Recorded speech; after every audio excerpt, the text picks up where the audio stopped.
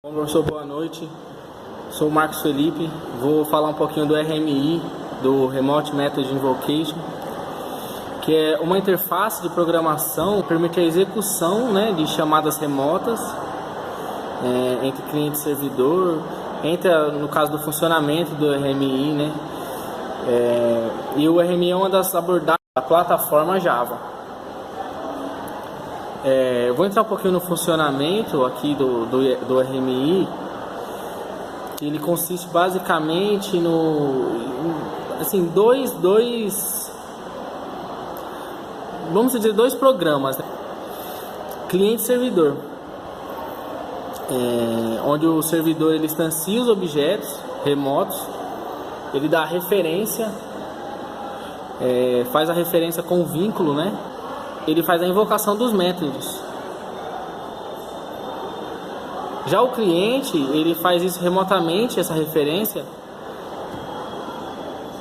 onde ele fornece os mecanismos de comunicação, onde o RMI fornece o mecanismo de comunicação entre o servidor e o cliente.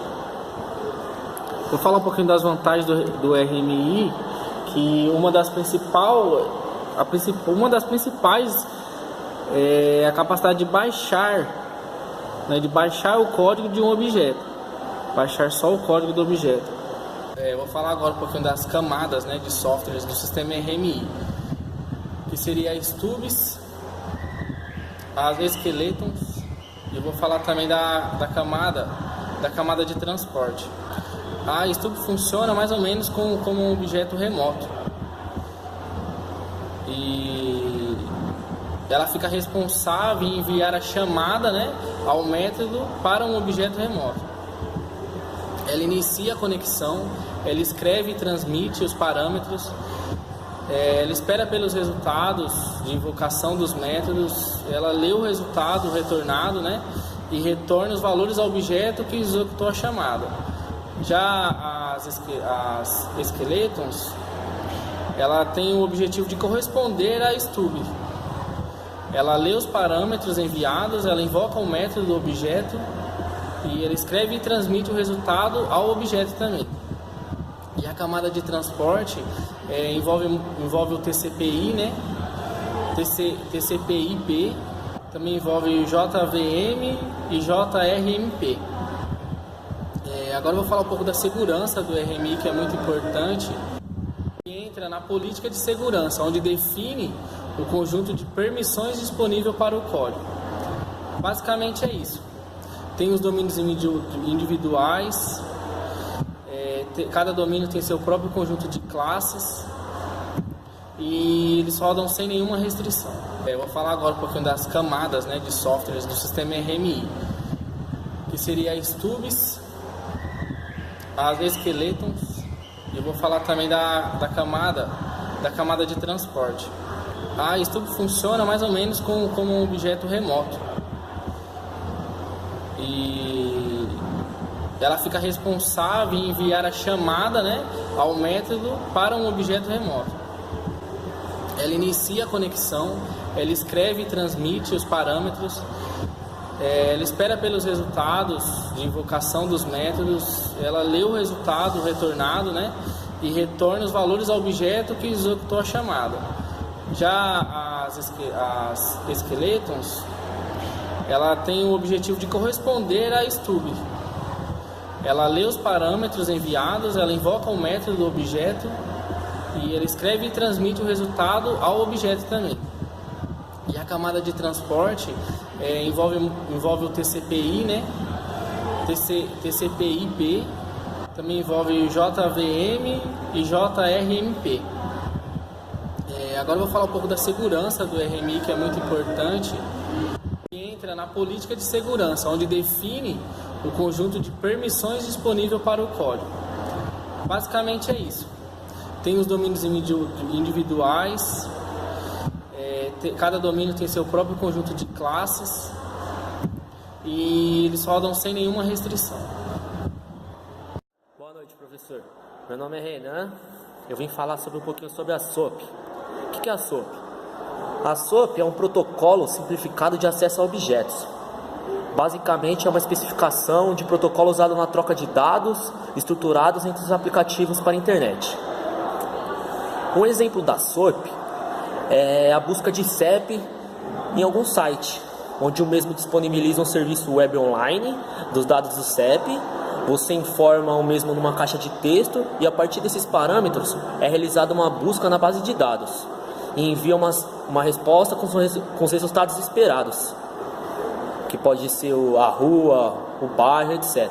A solicitação de resposta do sistema são através de protocolos baseados em XML. Devido a essa flexibilidade do SOAP, qualquer desenvolvedor pode desenvolver esse aplicativo, desde que o mesmo tenha os seus arquivos do segundo modo. Sempre tem que criar um envelope que identifica o arquivo XML como mensagem do tipo SOAP. Sempre criar um elemento de cabeçalho com as informações do cabeçalho. Criar um elemento de corpo com as informações relacionadas à chamada e resposta.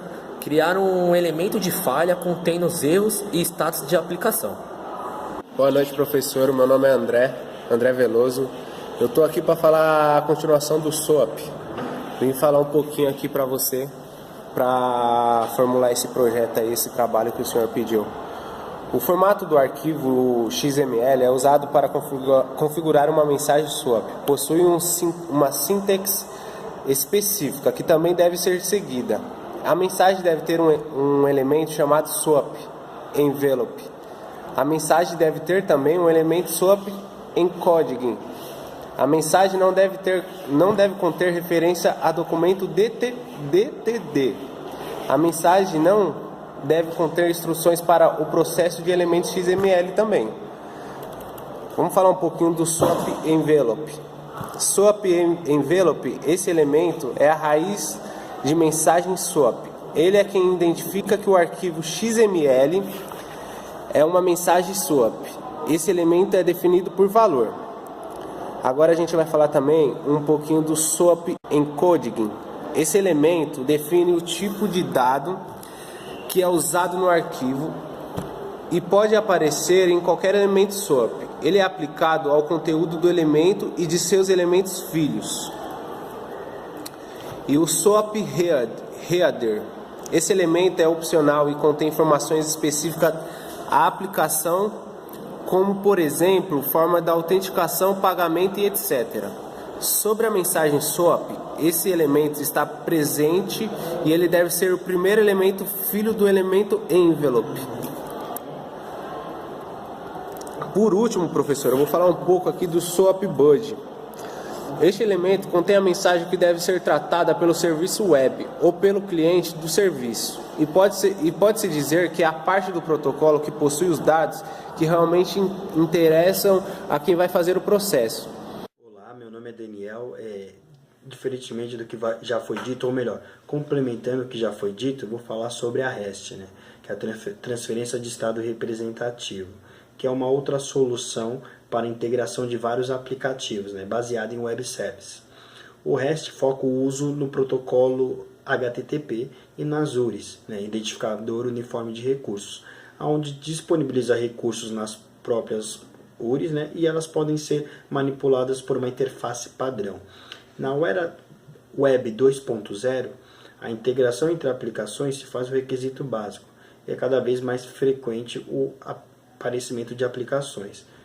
Lembrando que antes tinha a era Web 1.0, hoje temos ainda bastante utilizada a era Web 2.0, tem a 3.0 também, que é baseada em semântica, mas isso mais para curiosidade. Antes o que era algo estático tornou-se dinâmico, isso na era da internet. Mas é cada vez mais frequente o aparecimento de aplicações por conta disso.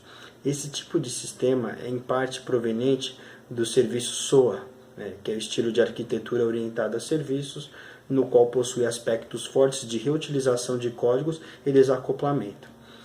Pensando nesse contexto, os sistemas devem ser capazes de disponibilizar diferentes formatos de dados para uma mesma fonte. Para uma aplicação web, o conveniente seria retornar HTML ou JSON, JavaScript Object Notation.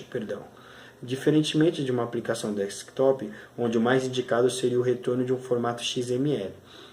Enfrentando-se a necessidade de disponibilizar serviços de maneira fácil em diferentes formatos adequados para integração de sistemas, HTML, XML, JSON, TextPlain, que são características estas que podem ser atendidas por sistemas desenvolvidos utilizando o estilo de arquitetura REST. Um pouco da definição, né? O termo REST, né, geralmente é usado para descrever qualquer interface que transmita dados de um domínio específico sobre HTTP sem uma camada adicional de mensagem como swap, né? Esses dois significados podem entrar em conflito, como podem ser um sobrepor no outro, né? Uma sobreposição. É possível desenvolver um sistema de software de acordo com as restrições impostas pelo estilo arquitetural REST, sem usar HTTP e sem interagir com o web. Também se torna possível projetar interfaces HTTP mais XML que não condizem com os princípios REST, sistemas que seguem não condiz com os princípios REST. Sistemas que seguem os princípios REST são referenciados também como RESTful, que podem ser escritos a partir da estaca 0 ou podem ser desenvolvidos utilizando algumas frameworks. Tá? Sobre os descritores, atualmente os frameworks e ferramentas voltadas ao desenvolvimento de servers dos serviços REST estão se preocupando em incluir o suporte de uma linguagem, né? Fazendo uma pesquisa, existem várias opiniões variadas sobre interfaces de descrição de serviço REST. Há quem julgue que elas não são necessárias, outros acham válidos possuir um descritor de serviço, né? Ou seja, para finalizar, temos por definição que esse estilo de arquitetura de software para sistemas distribuídos não se torna aplicável somente no desenvolvimento web service. É isso, galera.